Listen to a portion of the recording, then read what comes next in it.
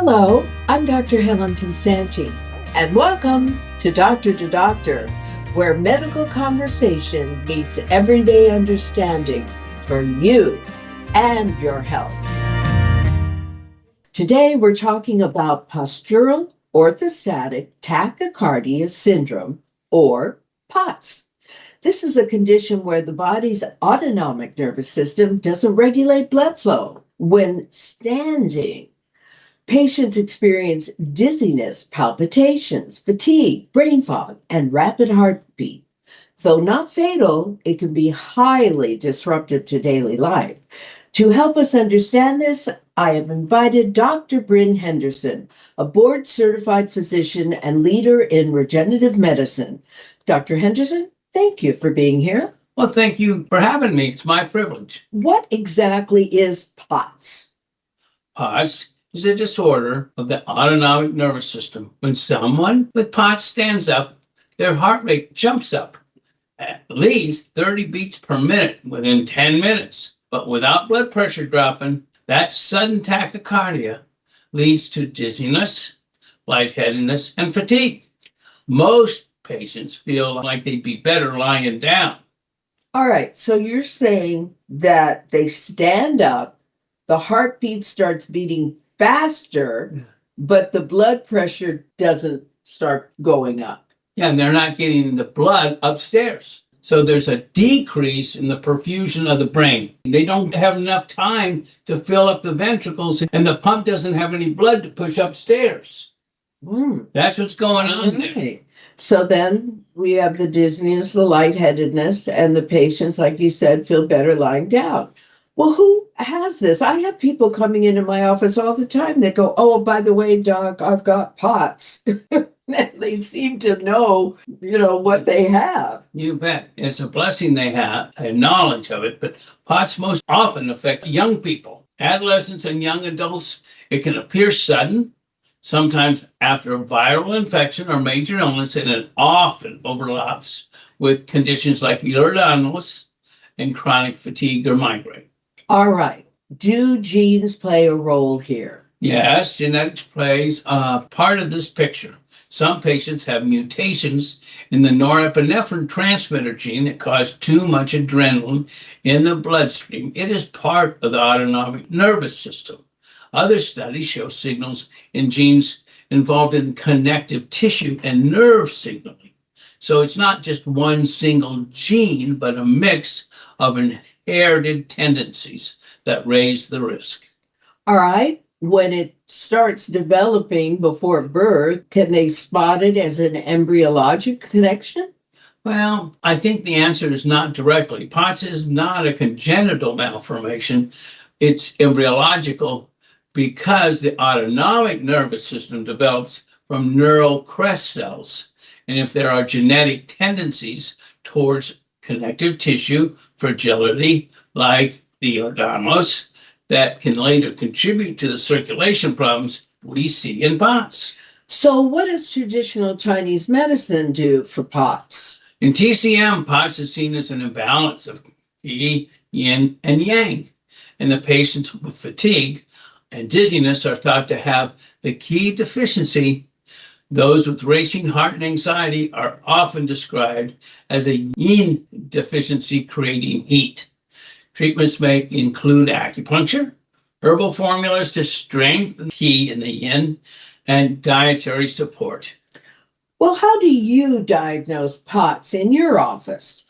The diagnosis is based on 4 key criteria. The heart rate increase is a pretty big one, at least 30 beats a minute, 40 in teenagers if you're young, and within 10 minutes of standing. No drop in blood pressure, chronic symptoms of dizziness, palpitation, fatigue, and brain fog, and symptoms last at least 3 months that are not explained by dehydration, anemia, thyroid disease, or medications. It's quite the workup. Testing usually starts with orthostatic vitals at the bedside or sometimes a tilt table test to confirm.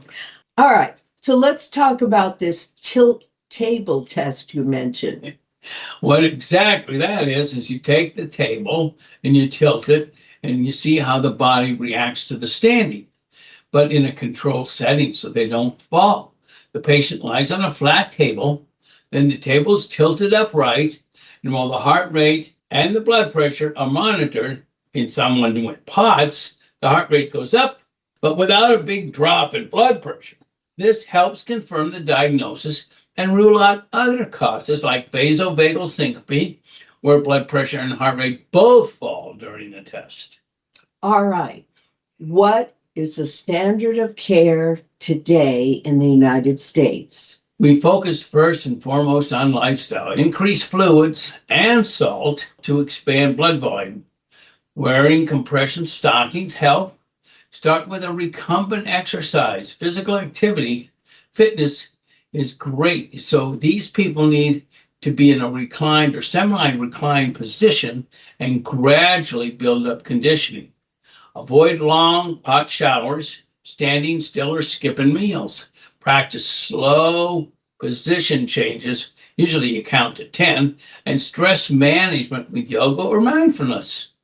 Fluocortisone is used to retain the salt in the water. That's a medication. And the midodrine is used to constrict the blood vessels. Sometimes we use low-dose beta blockers to slow the heart rate. Let's talk about your regenerative therapies that you have studied and you are using successfully.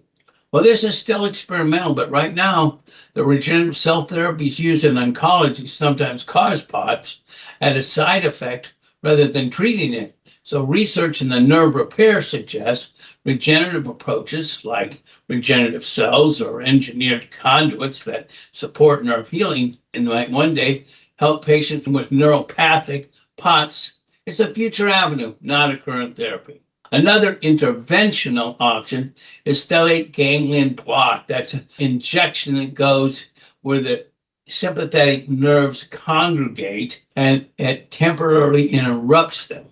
Early reports show it may improve symptoms like palpitations, dizziness, and fatigue, especially in the post-viral POTS. But we need stronger clinical trials. All right. So you mentioned stellate ganglion block. That sounds scary. Are you literally putting a needle into a nerve? No, what you're doing in those, as in most, is you're bathing the nerve. So you go by where the stellate ganglion congregates. It's localized in the neck. It's the one that controls the fight or flight response. So the injection resets the overactive sympathetic nerve and drops it down. Okay. What's the long-term outlook for someone with POTS? Oh, it's chronic but not fatal, and the quality of life can be significantly impaired. But with treatment, it improves significantly.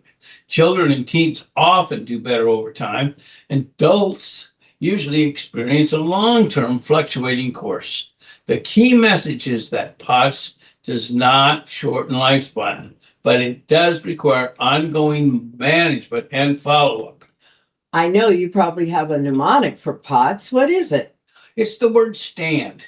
All right. S stands for? Symptoms: dizziness, fatigue, palpitations with brain fog. T. Tachycardia without low blood pressure. A. Adolescents and young adults most affected. N. Non-fatal but life-altering. D.